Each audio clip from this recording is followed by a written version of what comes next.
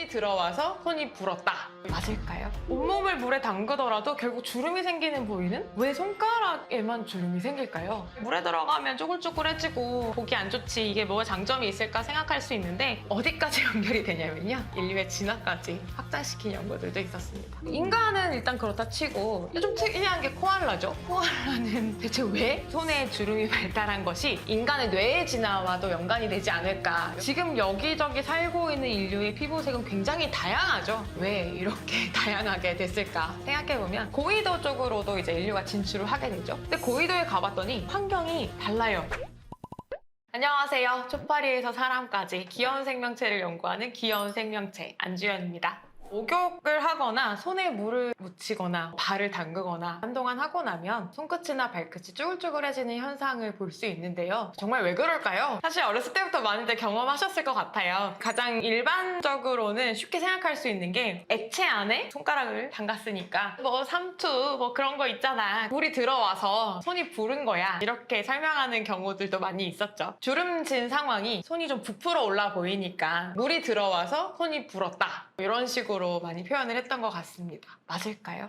정말로 물이 들어와서 부풀어 올라서 주름이 생긴 거라면 왜 손가락에만 주름이 생길까요? 목욕을 하는 상황을 생각을 해보면 손끝만 담그진 않잖아요. 온몸을 담그는 경우도 있고 뭐 수영장에 가도 마찬가지고요. 온몸을 물에 담그더라도 결국 주름이 생기는 부위는 손가락과 발가락 뿐이에요. 다른 부위는 주름이 생기지 않죠. 그럼 이상하죠. 그 설명에 뭔가 문제가 있는 것은 아닐까, 이런 의심이 생기게 되죠. 실제로 과학자들도 많이 궁금해 해오고 있어요. 해오고 있다라는 표현에서 느끼셨겠지만 이것도 사실 여러 가지 이유들로 설명을 했었습니다. 하지만 하나하나 제거가 되고요. 그리고 남은 것들은 있죠. 이제부터 그거에 대해서 말씀을 드려볼까 합니다. 재미있는 현상이 1979년에 보고가 된 적이 있어요. 뭐였냐면 그때까지만 해도 사람들은 아까 말씀드린 것처럼 물이 들어와서 불어가지고 주름이 생기는 거야로 생각하고 있었거든요. 근데 한 의사분이 환자를 진료하는데 신경과 의사 선생님이셨나 봐요. 교감신경에 이상이 생긴 환자를 진료하다가 우연히 발견했는데 그 환자는 손을 물에 오랫동안 담가도 주름이 생기지 않네? 이런 현상을 발견을 했습니다.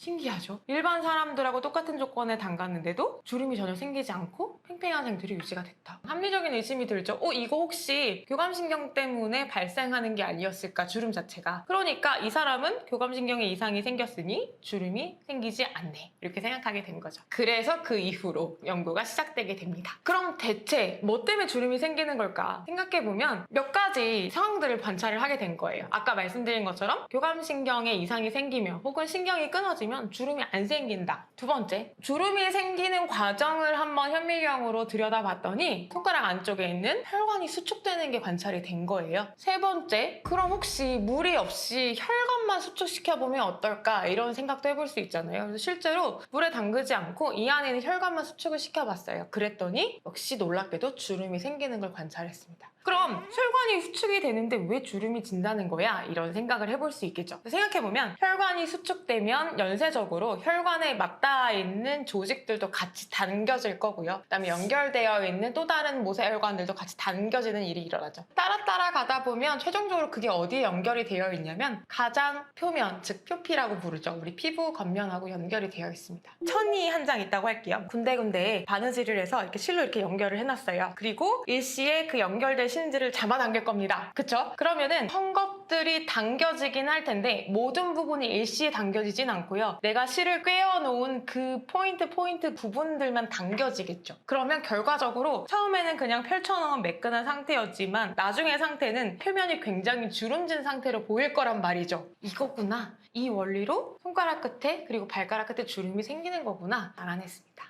그러면은 삼투는 전혀 영향을 주지 않는 건가? 근데 엄밀히 말하면 또 아니라고 말하기도 어렵다고 합니다. 왜냐하면 처음 시작은 어쨌거나 물에 손이 들어갔고 그게 시작이 돼서 당겨지는 거잖아요. 왜 처음 시작이 그렇게 일어나냐 이렇게 생각해보면 물에 손이 들어가면 우리 눈엔 보이지 않지만 손 표면 피부에는 구멍들이 많이 뚫려 있습니다. 우리가 땀샘이라고 부르는 것들, 손바닥에 땀 많이 나시는 분들 특히 잘 아실 텐데요. 그 땀샘관 그리고 각질층을 통해서 사실은 물이 어느 정도 들어온다고는 해요. 들어오면서 그걸 신호로 해서 이 손가락 내부의 환경의 변화가 일어나고 그게 신호가 돼서 교감신경이 작동을 하면서 혈관 수축이 일어나고 피부가 당겨지고 주름이 생기는 셈이죠. 종합을 해보면 삼투도 일정 부분 영향을 주긴 하지만 보다 직접적인 원인은 교감신경 조절에 의한 혈관 수축이다 라고 정리할 수 있을 것 같습니다. 그리고 여기서 하나 더 재미있는 부분을 생각해보면 그러면 나는 물에 담글 때마다 주름이 생기긴 하는데 나한테 생기는 주름은 매번 패턴이 같을까? 이런 생각해볼 수 있죠. 사실 그냥 주름이 생겼네만 하지 그때마다 우리가 뭐 사진을 찍어 놓거나 기록을 해놓진 않으니까요. 근데 그걸 실제로 관찰해본 연구자가 있었습니다. 실제로 그렇게 여러 번 반복을 한 결과를 매번 사진을 찍고 이미징 분석을 해서 낸 논문이 있었는데요. 살펴봤더니 결론적으로 같은 사람이면 주름이 생길 때마다 패턴이 거의 일치한다라는 것을 알아냈다라고 하고요. 왜 그럼 그렇게 일치하는 패턴이 나타나는지 그것도 사실 궁금하잖아요. 영향을 주는 요인들이 있었던 거예요. 이를테면 손가락 끝, 발가락 끝에 이제 피부의 두께. 두꺼울수록 더 잘 안 당겨지겠죠. 얇을수록 더 확 당겨질 거고요. 뭐 탄성이라고 할까요? 그런 부분도 영향도 있고요. 그 다음에 사람마다 가지고 있는 중요한 특성, 지문도 있죠. 우리 지문을 잘 보면 육안으로는 보기 어렵지만 현미경 구조로 한번 보면 올라와 있는 부분이 있고 들어가 있는 부분이 있어요. 능선 구조가 있죠. 이 능선의 형태도 주름에 영향을 준다고 합니다. 피부의 두께, 이런 지문의 형태 이런 것들이 다 종합돼서 결과적으로 어떤 사람의 주름진 형태가 완성이 되는 거죠. 그러면 어떤 조건에서 주름이 잘 생길까? 이것도 생각해 볼 수 있겠죠? 차가운 물, 뜨거운 물, 미지근한 물, 다양한 온도의 물이 있을 수 있고 거기에 손을 넣는다 했을 때 온도와 관계없이 넣으면 항상 비슷한 정도로 주름이 생길까?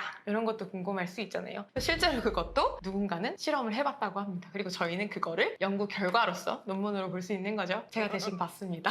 보니까 다른 조건이 다 같다면 온도만 다르다면 약 40도씨 정도 되는 물에서 가장 빨리 주름이 생긴다고 합니다. 그 다음에 물론 이제 물의 온도나 농도에 따라 다르겠지만 건강한 성인 남성을 기준으로 물에 이제 손을 넣으면 5분에서 30분 정도 이내에 대부분 이제 주름이 다 생성된다고 합니다. 사실 더 빨리 생기는 경우도 많다고 하는데요. 빠른 경우에는 5분 이내에도 바로바로 주름이 생긴다고 합니다. 주름이 생김으로 인해서 내가 딱히 얻는 장점이 없는 것 같은데 우리는 왜 그것도 손가락 끝, 발가락 끝에만 다른 데는 없이 주름을 갖게 되었을까? 이 부분에 대해서도 궁금하시죠? 네. 관련된 연구가 있는지 한번 살펴봤습니다. 가장 간단한 연구로는 이런 게 있었어요. 공을 옮기는 실험을 했는데요. 공을 옮기는 게 뭐 엄청 대단한 일은 아니잖아 라고 생각하실 수도 있지만 약간의 어려움 요소가 있습니다. 뭐냐면 이쪽 통에서 이쪽 통으로 공을 옮길 거예요. 그래서 이쪽에는 공이 이제 쌓여 있고요. 이쪽엔 비어 있겠죠. 그래서 시간을 재고 그냥 이렇게 옮기는 게 아니라 중간에 막이 놓여 있습니다. 플라스틱으로 된 막이 있고요. 중간에 구멍이 뚫려 있어요. 그 구멍의 크기는 내가 옮겨야 하는 공보다 약간 큰 정도. 그러니까 내가 이 공을 집어서 이 구멍으로 잘 넣고 이쪽 손으로 받아서 내려놔야 되는 상황인 거죠. 이런 이제 간단한 실험을 테스트했습니다. 이거를 어떤 식의 조건을 이제 차이를 줬냐면 한쪽은 이제 마른 손, 지금 이런 상태의 손으로 집어서 넘기고 받아서 옮기고 집어서 넘기고 받아서 옮기고 이렇게 하고요. 한쪽은 젖은 상태의 공이었어요. 젖은 공을 내가 이렇게 옮기는 상황이죠. 젖은 공을 옮긴다는 건 결국 내 손도 젖겠죠? 비교를 해본 거죠. 같은 시간 동안에 얼마나 많은 공을 옮기는가. 결과를 봤더니 젖은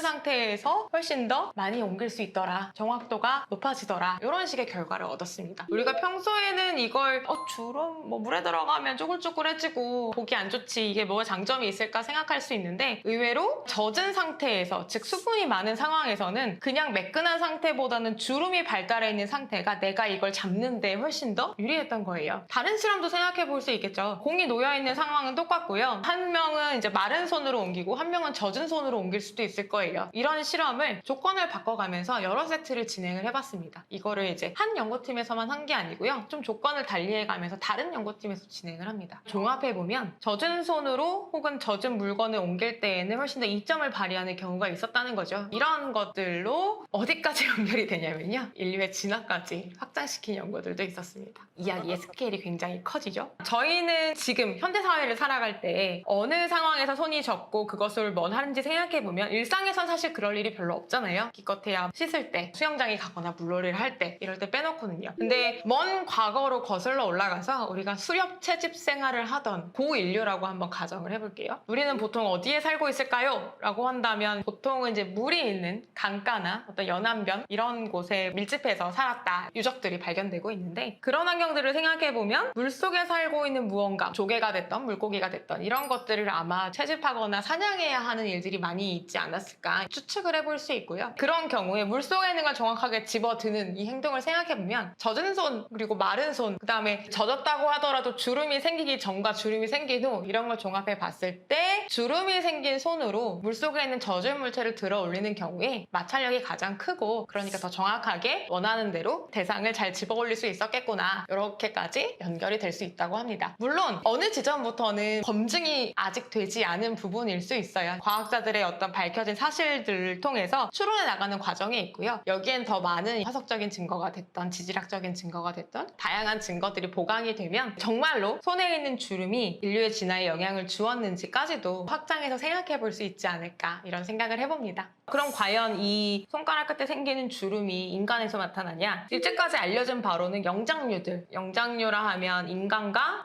가까운, 그리고 신기하게도 코알라 액에서는 주름이 생기는 특징이 관찰이 된다고 하고요. 그 이외에는 관찰이 되지 않았다고 합니다. 아직까지는. 인간은 일단 그렇다 치고 영장류도 인간하고 가까운 침팬지나 이런 아이들이 아마 비슷한 이유가 아니었을까를 우리가 생각해 볼 수 있잖아요. 근데 좀 특이한 게 코알라죠. 코알라는 대체 왜? 라고 생각해 보실 수 있는데, 코알라에게 직접 물어볼 수는 없으니 어렵지만 여러 가지 정황 증거를 가지고 추론해 봤을 때 과학자들의 생각은, 코알라들의 생활 습성을 가만히 보다 보면 주로 이제 유칼립투스라는 식물의 잎을 주로 먹고 살죠. 그리고 하루 동안 잠을 많이 자는 걸로 알려져 있어요. 왜냐하면 유칼립투스 잎에 약간의 독성 성분이 있어서 그걸 이제 많이 먹으면 깊은 잠에 든다, 이렇게 알려져 있거든요. 그런데 코알라들이 좋아하는 그 잎을 찾을 때 어떻게 찾는지 가만 보니까 손끝으로 만져서 촉감으로 찾는다고 해요. 그러니까 손끝에 뭔가가 감각이 발달해 있어야 이것을 잘 찾아낼 수 있었겠죠? 그런 것과 아마 관련이 있지 않을까, 이런 연구가 진행되고 있습니다.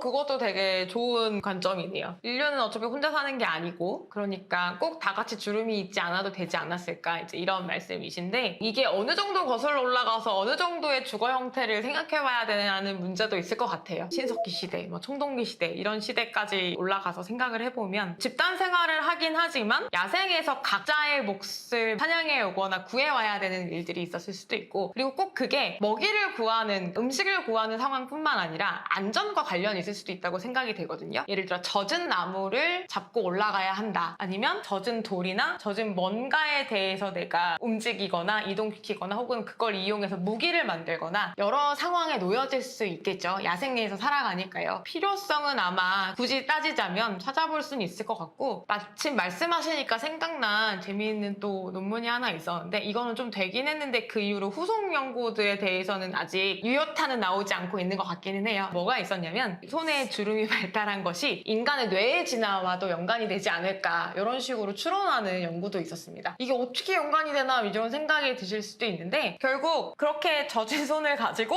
물속에 있는 거를 잘 잡을 수 있었다는 얘기는 물속에 있는 물고기, 어류를 잘 잡을 수 있었다는 뜻인데, 특정 어류들이 가지고 있는 중요한 성분 중에 DHA라고 옛날에 참치 광고 같은 데 많이 등장했던 성분이 있거든요. 그게 실제로 뇌의 발달에 도움이 많이 되는 것으로 알려져 있어요. 거기까지는 이제 과학적으로 알려져 있거든요. 그러면 우리가 그 시절에는 야생에서 살았고 인류라고 해서 엄청나게 뭔가 우리가 장점이 있는 것 같지 않았는데, 어느 순간에 뇌도 지능도 굉장히 발달하고 지금까지 이렇게 살아올 수 있었던 거 보면, 혹시 우리가 주름이 발달해서 더 이제 물속에 있는 걸 잘 잡을 수 있게 됐고, 그래서 그런 이제 생선류를 많이 먹어서 뇌가 발달에 잘 됐고, 그래서 이제 지능이 발달해서 그 이후에 진화에 영향을 주진 않았을까? 이렇게 이야기를 풀어가는 연구자들도 있기는 했습니다. 근데 어디까지나 엄밀한 과학적 근거를 요구하는 그런 측면보다도 일단은 여러 가지 다양한 가능성들에서 우리가 한번 생각을 해보고, 그 중에 내 생각에 이게 유력하다고 생각한다면 그거에 관련된 여러 가지 실험적 증거나 관련된 연구들을 열심히 해나가는 게 결국 과학자의 일이기 때문에, 그 연구자분들도 뭔가 지금 이 순간에도 연구들을 하고 계시지 않을까요? 발표가 되면 언젠가 소개해드리겠습니다. 호모사피엔스라고 불리우는 우리 현생 인류가 지금은 이 지구 여러 곳에 곳곳에 곳곳에서 이제 살고 있지만 최초의 현생 인류는 어땠을까 혹은 어디에 살았을까 고인류학이라고 하죠. 그런 연구들을 보다 보면 아프리카에서 아마 최초의 인간이 나타나고 거기에서 번성을 한 다음에 지구 각지로 이주하지 않았을까 이론들이 많이 있는데요. 그거에 기반해 보면 사실 이제 인류의 조상은 아마도 피부색이 어두운 색이 아니었을까 이런 상상을 해볼 수 있죠. 근데 이제 질문해 주신 것처럼 지금 여기저기 살고 있는 인류의 피부색은 굉장히 다양하죠. 우리가 편의상 백인, 흑인, 황인이라고 얘기하지만 사실 이것도 잘못된 표현이고 그렇게 규정할 수 없을 정도로 너무나 많은 피부색을 가지고 있습니다. 대체 왜 이렇게 다양하게 됐을까 생각해보면 결국 인간도 생물이기 때문에 생물의 어떤 표현형이나 이런 형질이 이렇게 달라졌다는 거는 첫 번째는 환경의 영향, 두 번째는 그 환경에 적응하기 위한 내부적인 생체적인 변화, 그리고 유전적인 변이 이런 것들을 생각해볼 수 있을 텐데요. 피부색이 달라진 원인을 설명하는 것 중에 중요한 요인으로 항상 손꼽히는 게 바로 자외선입니다. 자외선이라 하면 어떤 이미지가 떠오르세요? 몸에 좀 안 좋고 해로운 이미지가 떠오르죠. 실제로 자외선에 과다하게 노출되면 DNA에 손상이 오거나 돌연변이가 일어나거나 이런 사례들은 너무 흔하게 보고가 되고 있습니다. 그런 거 생각해보면 우리 몸의 입장에서는 자외선으로부터 내 몸을 방어하는 게 중요한 일들이 될 텐데요. 그 중에 하나로서 우리가 가지고 있는 무기가 뭐냐면 멜라닌 색소입니다. 멜라닌 색소도 많이 들어보셨을 텐데요. 인간의 피부색 혹은 머리카락색 이런 다양한 색깔을 결정하는 색소 중에 검은색 혹은 갈색, 좀 더 붉은색 이런 색깔을 내는 색소들이 몸 안에 들어있는데 이것들을 우리가 멜라닌 색소로 이야기합니다. 그 중에서도 유멜라닌이라고 해서 적색보다는 갈색과 흑색, 깔색 이 정도 얘기하는 인류의 조상 같은 경우에 아프리카에 살았거나 적도에 가까운 지방, 저위도 지방에 살았던 경우를 생각해보면 햇빛을 과다하게 받을 수밖에 없었겠죠. 일사량도 굉장히 많았을 거고요. 그럼 자연스럽게 우리 몸에서는 멜라닌 색소가 굉장히 많이 만들어졌을 거고 그렇기 때문에 그것이 우리의 피부색이나 머리카락 색에 영향을 줬을 거예요. 그런 어두운 색깔의 피부를 갖게 됐겠죠. 근데 시간이 지나서 이제 점차 여러 곳으로 흩어져서 살게 되면 고위도 쪽으로도 이제 인류가 진출을 하게 되죠. 근데 고위도에 가봤더니 환경이 달라요. 일사량이 오히려 부족하죠. 해가 나면 빨리 햇빛을 받기 위해서 사람들이 노력을 하지 막 이렇게 숨으려고 하지 않았단 말이에요. 그 정도로 햇빛 양이 부족하다는 얘기는 자외선 양도 많이 줄어들었다는 얘기죠. 그럼 상대적으로 이번에는 뭐가 문제가 되냐면 생각지 못하게 비타민 D가 문제가 됩니다. 비타민 D 같은 경우에는 우리 몸에 원래는 전구체 형태로 들어있다가 햇빛을 받으면 자연스럽게 몸 안에서 합성이 되는 비타민이거든요. 먹어서 섭취하지 않아도 몸 안에서 만들어져요. 근데 문제가 고위도 지방으로 가면서 햇빛을 받는 양이 줄어들어 버리니까 그러면 비타민 D가 만들어지기 어렵나? 이런 생각을 해볼 수 있잖아요. 그러니까 햇빛을 받아서 만드는 게 어려워지죠. 그러다 보니까 오히려 내 몸에 있는 방어막을 걷어내야 되는 상황이 되는 거예요. 멜라닌 색소의 양을 줄이고 대신에 햇빛을, 자외선을 적극적으로 받아들여서 내 몸에서 비타민 D를 합성할 수 있게 해야 되는 거죠. 그런 식으로 조절이 일어나다 보니까 결과적으로 피부색은 밝은 색으로 변할 수밖에 없었다. 이런 식으로 보통은 설명을 합니다. 고위도 지방과 저위도 지방으로 나눠서 설명하긴 했는데 이거야 이제 큰 범주인 거고 사실 고위도 지방이라고 해서 전보다 다 일사량이 적거나 저위도 지방이라고 해서 전보다 일조량이 많거나 딱딱 이문법적으로 나눠지진 않죠. 고위도 지방이라 할지라도 일조량이 더 많거나 적거나 그거에 따라서도 피부색이 좀 더 밝은 색, 좀 상대적으로 어두운 색 이런 식으로 굉장히 다양하게 달라질 수 있고요. 사실은 이 한 가지 이유만 피부색에 영향을 주는 건 아니고요. 피부색이라는 한 가지 어떤 표현형에 영향을 주는 요인들이 사실은 너무 많아요. 그 중에 또 한 가지는 게 유전적인 요인들이 있는데요. 이 모든 것들이 조합된 결과가 바로 오늘날 한 명 한 명의 피부색이라고 할 수 있을 것 같습니다. 알비노 증후군은 다른 말로 이제 백색증이라고도 하는데 이름에서 이미 알 수 있듯이 몸에 멜라닌 색소가 부족해서 굉장히 이제 밝은 피부로 나타나는 건데 제가 대학교에 들어가서 일반 생물학 책을 처음 수업을 들으면서 보는데 알비노 증후군을 가진 사람의 사진이 실려 있었는데 부모님은 정말 흑인이신데 사이에서 나온 자녀분이 굉장히 새하얀 피부와 노랗다 못해 하얗게 빛나는 머리카락과 이런 소녀의 사진이 실려 있었어요. 부모와 함께 찍은 선글라스를 이렇게 끼고 있었고요. 그 사진이 강렬해서 이렇게 두고두고 이제 생각이 났었거든요. 보통 이제 사람들이 생각하면 멜라닌 색소가 부족해서 알비노 증후군이 생기는구나를 이제 쉽게 유추하실 수 있으실 건데, 우리는 이제 야생에서 사는 게 아니기 때문에 사실 사람은 부모가 양육을 하고 사회에서 보호받으며 살아가니까 백색증이 있다고 해서 환경적인 불리하고 뭐 도태가 되고 이런 일은 이제 잘 없겠지만, 야생이라면 얘기가 다를 수 있겠죠. 만약에 백색증이 있어서 새하얀 기린이라면 어디에 있어도 사실 눈에 띄기가 너무 쉽겠죠. 그렇기 때문에 그 자체만으로 사실 좀 어려울 수 있겠고, 백색증이 생기는 주요 원인 중에 하나가 유전적인 이상이거든요. 유전적인 이상이 있기 때문에 사실 눈으로 보이는 색깔만의 문제가 아니라 체내 대사나 여러 가지 다른 부분에 혹시나 영향이 있을 확률도 있기 때문에 단정적으로 말할 수는 없지만 취약한 부분이 있을 수 있는 상황은 생길 수 있겠죠. 백색증도 사실은 종류가 많이 있어서요. 아까 제가 사진에 나온 것처럼 전체적으로 다 온몸에 멜라닌 색소가 부족한 이런 경우도 있을 수 있는데, 일부분의 부족으로 예를 들어 뭐 눈에만 멜라닌 색소가 부족하다거나 이렇게 일부러 나타나는 경우도 있거든요. 눈 같은 경우는 색소를 생각하기 어려울 수 있는데, 우리가 뭔가를 볼 수 있는 즉 홍채나 망막 이런 구조를 가지고 있는 그 내부에도 사실은 멜라닌 색소가 들어있습니다. 그래서 눈동자를 보면 저마다 이제 색깔들이 보이게 되죠. 백색증이 심한 경우에는 눈에도 색소가 부족하기 때문에 색상이 없으면 이제 투명하게 그 부분이 존재하겠죠. 그러다 보니까 가장 안쪽에 있는 혈관들이 그대로 이제 또 비쳐 보여서 눈이 핑크빛이나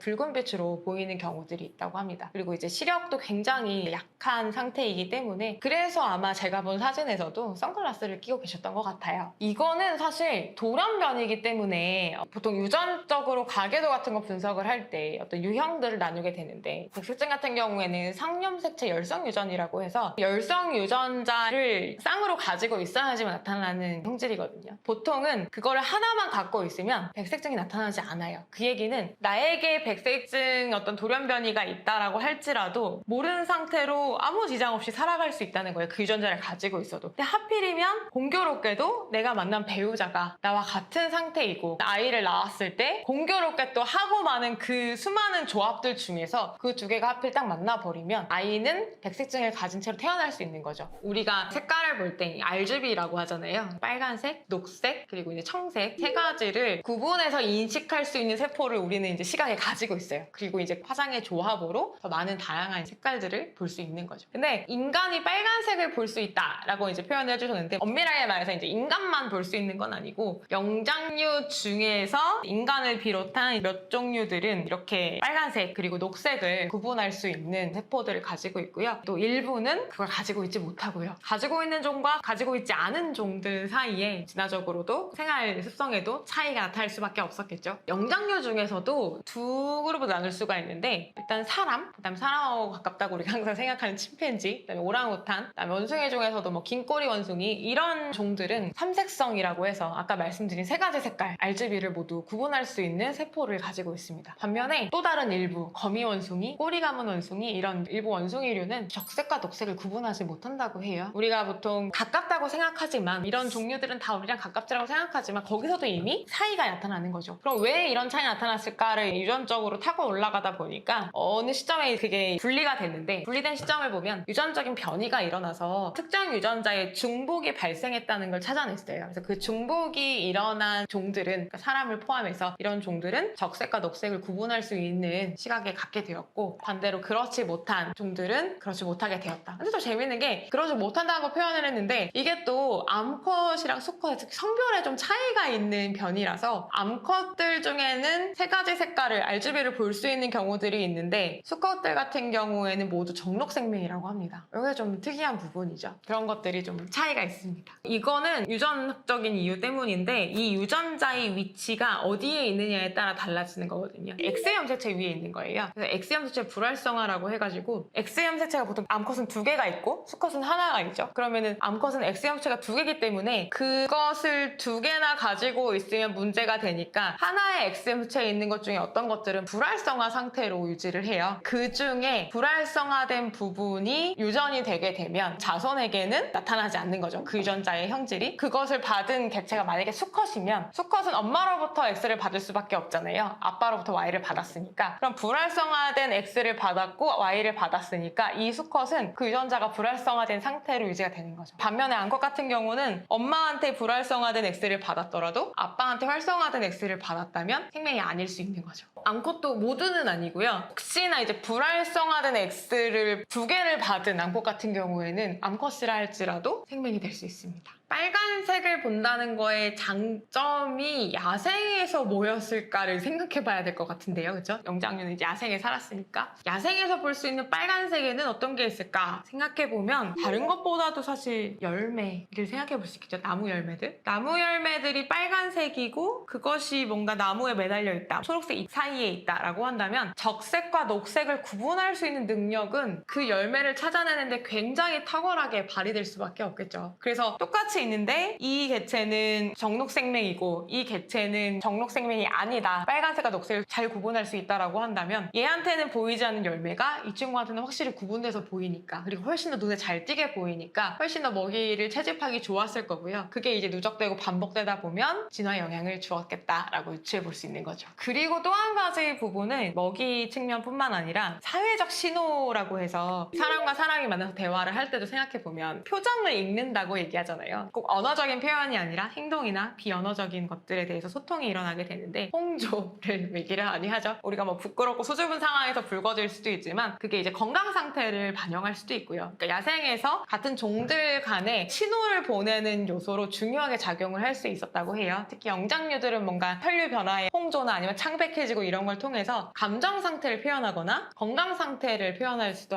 있고 성적 신호를 보낼 수도 있고 이런 식으로 여러 가지 용도로 쓸 수 있었기 때문에 소통의 용도로도 빨간색이 중요하게 작용을 했을 것이다. 이런 식으로 연구가 되어 있습니다. 곤충들도 그렇고 아니면 생각지 못한 갑각류들, 특정 새우들 이런 경우에는 더 많은 색깔을 감지하는 걸로 알려져 있습니다. 그럼 이런 생각도 해볼 수 있잖아요. 더 많은 종류의 색을 감지할 수 있다는 거는 더 좋은 거 아닌가? 성능이 더 좋다고 생각할 수 있잖아요. 우리는 빨강, 파랑, 녹색밖에 못 보는데 뭐 저기는 뭐 다른 것까지 굳이 조합하지 않아도 다 감지해낼 수 있다라고 한다면 훨씬 더 예민하게 잘 발달한 게 아닌가? 그리고 더 생존에 유리하지 않을까? 이제 이런 생각을 해볼 수 있죠. 근데 또 막상 이제 테스트해보면 그렇지가 않다고 합니다. 결국 우리가 가지고 있는 뭔가 하나하나의 특성은 우리가 살아가고 있는 환경과 우리가 가지고 있는 원래 타고난 것들의 어떤 중간자적인 절충에 의한 지금 결과물로서 우리가 존재하는 거기 때문에 만약에 이걸 뛰어넘는 뭔가 특정 능력을 가지고 있다 하더라도 결국 그게 그 환경에 결국 필요가 없거나 맞지 않으면 그렇게 큰 능력을 발휘할 수 없는 거죠. 예를 들어 이제 벌 같은 경우에 자외선을 보고 파란색을 보고 녹색을 감지할 수 있는 이렇게 이제 3가지를 감지할 수 있다고 하거든요. 그걸 함으로써 벌이 사실 할 수 있는 거는 식물들을 그리고 꽃들을 이제 구분하고 꽃에 이제 사람들은 잘 보이지 않지만 특정 무늬가 있다거나 그다음에 꿀이 어디에 있거나 이런 것들을 빠르게 파악할 수 있다고 합니다. 만약에 이거 이외에 더 많은 색들이 벌이 감지할 수 있다고 한다면 날아다니면서 이렇게 보는데 여기저기 알록달록하게 온갖 색깔들이 다 있다면 오히려 그 중에서 내가 원하는 목표를 찾아내는데 오히려 더 방해를 받을 수 있겠죠. 과다한 정보가 항상 좋은 것만은 아닐 수 있겠다. 이런 생각도 같이 해볼 수 있을 것 같습니다. 갑각류 중에 멘티스 새우라고 하는 종이 있는데 12종류의 색깔을 감지할 수 있는 능력이 있다고 하는데 그럼 그렇게 많이 감지할 수 있으면 더 좋으냐라고 한다면 각각 하나하나의 성능은 오히려 굉장히 떨어지는 편이라서 우리가 사람의 시각을 생각할 때 예민하게 반응할 수 있는 색 구분들이 있다면 이 종 같은 경우에는 12가지나 받아들일 수 있지만 각각을 뭐 이렇게 세심하고 예민하게 선별해내는 기능은 떨어진다는 거죠. 가지고 있지만 성능이 떨어지니까 결국 많다고 좋은 건 아니다. 이거를 이제 보여주는 사례로서 많은 예시를 들곤 합니다. 사람은 성인이 되어서도 우유를 먹죠. 물론 이제 다른 동물의 우유이긴 하지만 그러다 보니까 본의 아니게 성체가 되어서도 우유를 먹는 유일한 종이다. 이렇게 알려져 있기는 한데 뭔가를 먹는다는 건 체내에서 이제 소화를 할 수 있어야 하잖아요. 우유를 마신다면 우유가 몸 안에서 소화가 되어야 하는데 과연 그런가라는 것을 생각해 봐야 된다는 거죠. 실제로 젖먹이 시기, 그러니까 이제 유아기에는 우유를 먹었을 때 우유를 소화시키는 우유에 들어있는 유당을 분해해 줄 수 있는 효소가 몸 안에서 만들어진다고 하거든요. 그 이름이 락타제라고 많이 들어보셨을 거고 뭐 락테이즈라고도 합니다. 유당 분해 효소예요. 그 효소가 있어야지만 우리는 우유 속에 들어있는 유당을 분해할 수 있습니다. 만약에 그 효소가 없으면 어떻게 될까요? 그게 바로 대표적인 유당불내증이라고 부르는 증상인데요. 많은 분들께서 흰우유 잘 못 드시는 분 아니면 우유를 먹으면 속이 이제 뭔가 부글부글거리시는 분들 잘 생각해보면 그분들이 대표적인 유당불내증의 증상을 가지고 계신 분들입니다. 그럼 이게 돌연변이 불균형이거나 이상한 건 아닐까 이런 생각을 해볼 수 있죠. 근데 그게 아니고요. 사실은 성인이 되면 유당분해 효소가 없는 게 예전에는 일반적인 상황이었다고 해요. 생각해보면 젖먹이 시기에는 먹을 수 있는 게 우유밖에 없잖아요. 그럼 그때는 당연히 분해 효소가 만들어져야 하는데 그 시기를 지나고 나면 우리는 우유 대신에 다른 음식들을 섭취하기 때문에 더 이상 유당분해 효소가 필요가 없죠. 그럼 우리 몸에서는 필요 없는 걸 더 이상 만들 필요는 없는 거예요. 그러니까 역사를 거슬러 올라가 보면 인류의 역사에서 유당분해 효소는 성체 시기에는 만들어지지 않는구나가 일반적이었다고 합니다. 근데 우리 모든 사람들이 다 유당불내증이 있는 건 아니잖아요. 맞아요. 잘 보면 현대인들 중에 꽤 많은 사람들은 아직도 유당분해 효소를 가지고 있거든요. 어떻게 이게 가능한지, 그다음에 언제부터 이렇게 되었었는지를 학자들이 연구를 했습니다.